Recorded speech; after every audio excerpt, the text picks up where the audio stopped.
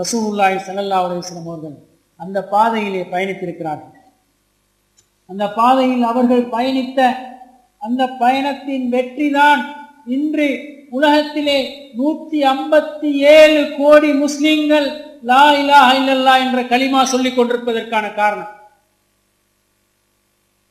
ரசூலுல்லாஹ் 23 வருஷத்துல சாதித்த அந்த இன்ப பயணத்தின் வெற்றிகள் இருக்கிறதே, அந்த வெற்றிட விளைவுதான் 1400 ஆண்டுகளுக்கு பிறகும் இந்த மண்ணிலே அல்லாஹ்வுடைய தீனை அழிக்க முயற்சிக்கின்ற ஷைத்தானிய சக்திகளுக்கு சவாலாக உலகத்தில் லா இலாஹ இல்லல்லாஹ் என்ற கலிமாவை முழங்கும் 157 கோடி மக்கள் இருக்கிறார். உலகத்தின் அனைத்து பள்ளிவாசல்களின் வினாக்களிலும் ஒவ்வொரு நாளும் அல்லாஹு அக்பர் என்ற நாதம் ஒலித்துக் கொண்டிருக்கிறது. அல்லாஹ்வுடைய குர்ஆன் ஓதப்பட்டு கொண்டே இருக்கிறது, மனனம் செய்யப்படுகிறது, பேசப்படுகிறது. அல்லாஹ்வுடைய தீனின் எழுச்சி அலைகள் உலகெங்கெல்லாம் மூளை முடுக்குகளில் இருந்தெல்லாம் ஊற்றெடுத்து பிரவாகிக்கிறது. அந்த தீனின் எழுச்சி அலையிலே பங்கு கொண்டு அந்த தீனின் வெள்ளத்தை இன்னும் வேகப்படுத்துகின்ற முயற்சிகளை நாங்கள் மேற்கொள்ளணும். அந்த தீனின் அணையுடைத்து வருகின்ற வெள்ளத்திலே ஜாஹிலியத்துகள் அனைத்தும் அள்ளி செல்லப்பட வேண்டும். ஜாஹிலியத்துக்கு பின்னால போகாதீங்க. இந்த வெற்றி முழக்கத்தை உலகத்திலே முழக்கிக் கொண்டு அந்த ரசூலுல்லாஹி ஸல்லல்லாஹு அலைஹி வஸல்லம் அவர்கள் சென்ற பாதையில் நாங்கள் செல்ல வேண்டும். அதுக்கு 3 விசேஷ பண்புகள் எங்களிடத்திலே அந்த பாதையில், அந்த பணியில், அந்த பயணத்தில் இருக்க வேண்டும். ஒன்று, பீரிட்டு பாய்கின்ற ஈமான் வேண்டும். எங்கள் உள்ளத்திலிருந்து ஈமானுடைய வீச்சு அனைத்து சக்திகளையும் எதிர்கொண்டு பாய வேண்டும். அப்படிப்பட்ட ஈமான உருவாக்கி கொள்ள வேண்டும். இந்த பாதையில பயணம் செய்யறது. சும்மா யோசிங்க, ரசூலுல்லாஹ் ஒரு பெரிய அன்றைய ஜாஹிலிய சக்திக்கு முன்னாடி நிற்கிறார்கள். குறைஷி தலைவர்கள் அரபு தேசத்தின் தலைவர்களாக மதிக்கப்பட்டார்கள். குறைஷிகள் முடிவெடுத்தா முழு அரபு தேசமும் அதற்கு மாறு செய்யாது. அப்படிப்பட்ட தலைவர்களுக்கு முன்னால்தான் ரசூலுல்லாஹ் தன்னுடைய பயணத்தை ஆரம்பிச்சாங்க, வேலையை துவங்கினாங்க, இந்த தஅவாவை முன்வைச்சாங்க. அல்லாஹ்வுடைய சிந்தனையை அந்த மக்களுடைய மூளைக்கு எட்டச் செய்தார்கள். பெரும் புரளி ஏற்பட்டது, கொந்தளிப்பு ஏற்பட்டது. குறைஷி தலைவர்கள் அத்தனை பேரும் கங்கணம் கட்டி இதனை அழித்தே தீர்வோம் என்று சொன்னார்கள். ஆனால் குறைஷி தலைவர்களுக்கு முன்னால் ஒரு தடை இருந்தது. அபூ தாலிப் இருந்தார். அவர் ரசூலுல்லாஹ்வுக்கு பாதுகாப்பு கொடுத்து கொண்டிருந்தார். தலைவர்கள் அபூ தாலிபிடம் வந்தார்கள். சொன்னார்கள், உங்களோட மகனுக்கு என்ன வேணும் என்று கேட்டு சொல்லுங்க.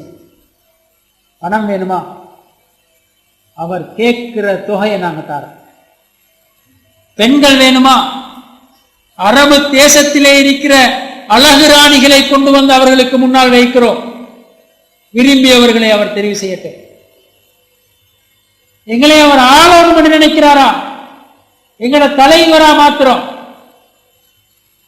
எங்கட தலைவரா மாத்திரம் என்ன செய்ய பார்க்கிறாங்க? என்ன செய்ய பார்க்கிறாங்க? என்ன செய்ய பார்க்கிறாங்க சகோதரர்களே? அடிமைப்படுத்த முயற்சிக்கிறாங்க. என்ன வேண்டுமென்று கேட்டு சொல்லுங்க.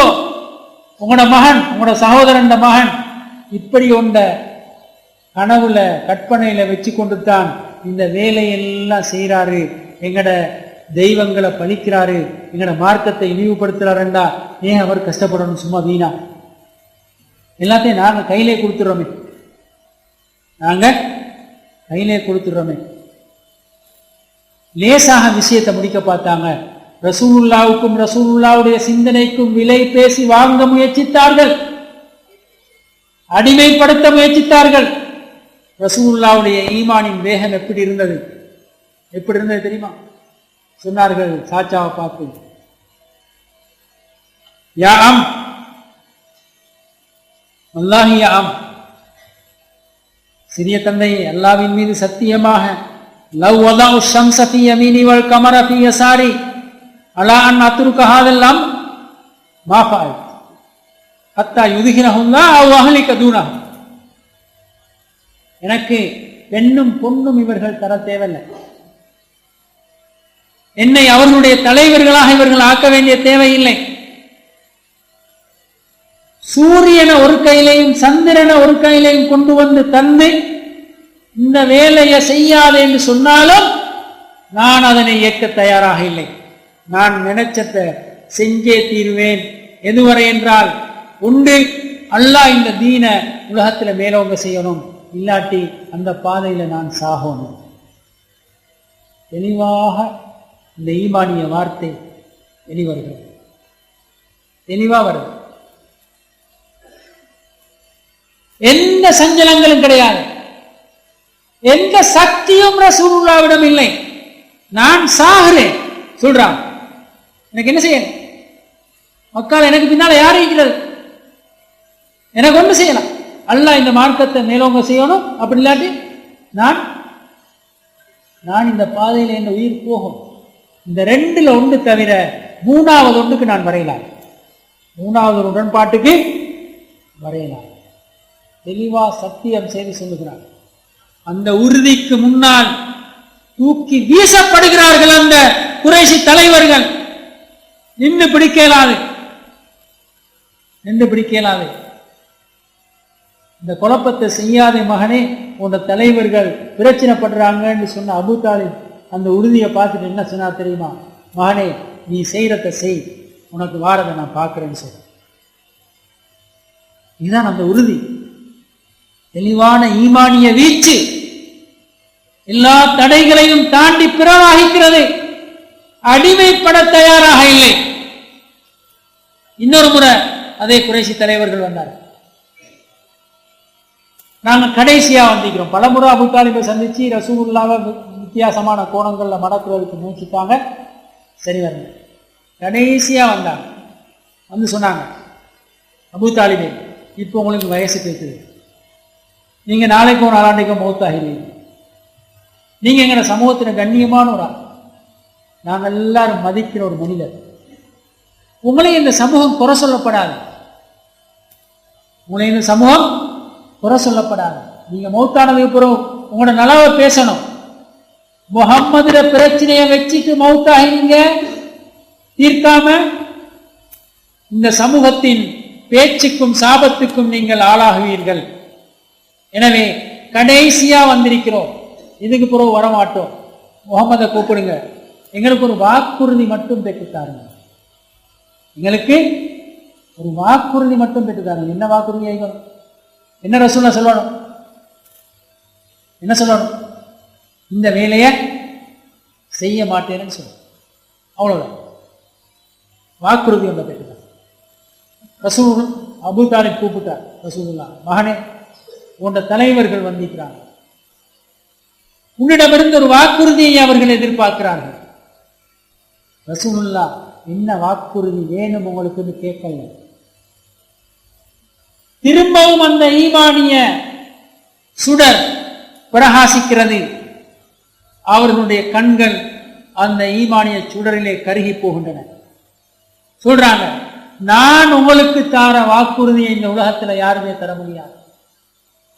நான் உங்களுக்கு தார வாக்குறுதியை உலகத்துல யாரும் தர முடியாது. நான் சொல்றேன், லா இலாஹ இல்லல்லாஹ்னு சொல்லுங்க. நீங்க அரபிகளை ஆட்சி செய்வீங்க, அஜமிகள் உங்களுக்கு வரி செலுத்துவாங்கன்னு சொல்றாங்க. தெளிவா சொல்றாங்க, தன்னுடைய கையில் இப்போது ஆட்சி கிடையாது. அவர்கள் மிக பலவீனமான ஒரு நிலையில் இருக்கிறார்கள். மக்களின் இன்னும் ஹிஜ்ரத் போகவும் இல்லை. ஹிஜ்ரத் போனதே ஒளிஞ்சி தன்னை உயிருக்கு ஆபத்து ஏற்படாம மறைஞ்சி போன ஒரு பயணம். அப்படி அச்சுறுத்தல் மிக்க ஒரு சூழலிலே இருந்து கொண்டு தெளிவா சொல்றாங்க, நான் வாக்குறுதி தாரேன், இந்த உலகத்தில் அத்தகைய வாக்குறுதியை யாரும் தர முடியாது. நான் சொல்றேன், லா இலாஹ இல்லல்லாஹ்னு சொல்லுங்க, அரபிகளை நீங்க ஆட்சி செய்வீங்க, அஜமிகள் உங்களுக்கு வரி செலுத்துவாங்க, இந்த உலகத்தின் பெரும் தலைவர்களாக நீங்க மாறுவீங்க. திரும்பி போறாங்க குறைஷிகள். ரசூலுல்லாஹ்வுடைய ஈமானிய வீச்சுக்கு பின்னால் அவர்களால் நின்று பிடிக்கவில்லை. இந்த ஈமானிய வேகம் வர வேண்டும். இந்த பாதையில பயணிக்கிறதுக்கு மிக தெளிவாக அந்த ஈமானிய வீச்சு தாய்களுடைய உள்ளங்களிலிருந்து வார்த்தைகளிலிருந்து வெளிப்படவில்லை. இந்த உறுதி இல்லாட்டி இந்த பாதையில பயணிக்கிறது கஷ்டம். ரசூலுல்லாஹ் இந்த பாதையில போறதுக்கு ஈமானிய உயிருள்ள ஈமானிய சித்திரங்களை வடித்தெடுத்தார்கள். நான் சொல்ற இந்த வார்த்தை எவ்வளவு தூரம் விளங்குமோ தெரியாது. உயிருள்ள ஈமானிய சித்திரங்கள், மிக உயர்ந்த ஈமானிய மனிதர்களை ரசூலுல்லாஹி ஸல்லல்லாஹு அலைஹி வஸல்லம் அவர்கள் வடித்தெடுத்தார்கள், வார்த்தெடுத்தார்கள், உருவாக்கினார்கள். ரசூலுல்லாஹ்விடம் இருந்த அதே உறுதி, தளராத ஈமானிய உறுதி அங்கிருந்த அத்தனை மனிதர்களிடத்திலே இருந்தது. அவங்களுக்கு எந்த சக்தியும் இருக்கல்ல, எந்த பின்புலமும் இருக்கல்ல, எந்த பணப்பலமும் இருக்கல்ல, ஆழ்பலமும் இருக்கல்ல. அடி வாங்கினா திருப்பி அடிக்க அவங்களால் இயலாது, ஏசினா திருப்பி ஏச இயலாது. அப்படிப்பட்ட பலவீனமான நிலையில் இருந்த அந்த மனிதர்களை உயிருள்ள ஈமானிய சித்திரங்களாக அல்லாஹ்வுடைய தூதர் ஸல்லல்லாஹு அலைஹி வஸல்லம் அவர்கள் வார்த்தெடுத்தார்கள். அந்த சுவர்க்கத்தின பாதையில பயணம் போறதுக்காகவே. சகோதரர்களே, இன்னும் சொன்னால் குர்ஆனை மனித பிரதிகளாக மாற்றினார்கள். குர்ஆன மனித பிரதிகளாக, குர்ஆன போட்டோ காப்பி எடுத்தாங்க. எதால அப்படி சொல்லுங்க, இந்த கால பாசம். குர்ஆன போட்டோ காப்பி எடுத்தாங்க. எதை போட்டு? பேப்பரை போட்டல்ல, மனுஷர்களை போட்டு. குர்ஆன ஏடுகள்ல பார்த்து நீங்க விளங்கிக் கொள்ளலாம், அந்த மனிதர்களை பார்த்து விளங்கிக் கொள்ளலாம், அவங்களோட வாழ்க்கையை பார்த்து விளங்கிக் கொள்ளலாம். அப்படியான மனிதர்களை ரசூல் ஸல்லல்லாஹு அலைஹி வஸல்லம் அவர்கள் உருவாக்கினார். ஒன்று ரெண்டு பிரதிகள் அல்ல, ஆயிரக்கணக்கான பிரதிகள், குர்ஆனிய பிரதிகளை உயிருள்ள பிரதிகளாக மாற்றினார்கள். உயிருள்ள நடமாடும் குர்ஆன்கள் உருவாக்கப்பட்டன என்றுதான் அந்த ரசூலுல்லாஹ்வுடைய ஆக்கத்தை பற்றி நாம சொல்லணும். அது இந்த சுவன பாதையிலே பயணிப்பதற்கு அல்லாஹ்வுடைய ரசூல் உருவாக்கின மனிதர்கள், அவங்களுக்கு தான் பயணிக்க இயலும். இந்த உலகத்திலே குர்ஆன் பிரதிகளை அதிகமாக அச்சடிச்சு வெளியிடுறாங்க இல்லையா? இப்ப குர்ஆன் பிரதிகள் காசு கொடுத்து வாங்க தேவையில்லை, ஃப்ரீயா கிடைக்கும். அச்சடிச்ச குர்ஆன்கள் உலகத்தை மாற்றின வரலாறு எங்கேயாவது இருக்குதா? அச்சடிச்ச குர்ஆன்கள் உலகத்தை மாற்றின வரலாறு எங்கேயாவது இருக்குதா? இல்ல. எந்த குர்ஆன் மனிதனாக மாறியதோ அந்த குர்ஆன் தான் உலகத்திலே மாற்றங்களை ஏற்படுத்தியது. எனவே குர்ஆன்கள் மனித உருவங்களாக மாற வேண்டும். அப்படிப்பட்ட மனிதர்களை ரசூலுல்லாஹி ஸல்லல்லாஹு அலைஹி வஸல்லம் அவர்கள் உருவாக்கினார். வெறும் சித்தாந்தங்கள், நான் இங்க பேசுறதெல்லாம் சித்தாந்தங்கள், உலகத்தில் நடக்கிற எல்லா பயான்களும் சித்தாந்தங்கள் தான். சித்தாந்தங்கள் சிம்மாசனம் ஏறிய வரலாறு எங்கேயாவது சித்தாந்தங்கள் கோட்பாடுகள் தானாக பேத்து சிம்மாசனத்தில் உட்கார்ந்து ஆட்சி செஞ்ச வரலாறு எங்கேயாவது இருக்குதா? இந்த பேச்சு சிம்மாசனத்துக்கு போகுமா? போகாது. இது வார்த்தையாக வாழ்க்கையாக மாற வேண்டும். அப்பதான் இது சிம்மாசனம் போகும். இந்த சித்தாந்தங்கள் மனிதர்களுடைய நடத்தைகளாக மாற வேண்டும். அல்லாஹ்வுடைய தூதர் ஸல்லல்லாஹு அலைஹி வஸல்லம் அவர்கள் உருவாக்கிய அந்த மனித குர்ஆன்கள் உலகத்தில் எங்கும் பரவி சென்ற போது உலகம் அதிசயமான கொள்கை ஒன்றை அவர்களிடத்திலே கண்டது, நடத்தைகளை கண்டது, பண்புகளை கண்டது, வார்த்தைகளை கண்டது, வாழ்க்கையை கண்டது. ஆச்சரியப்பட்டார்கள்.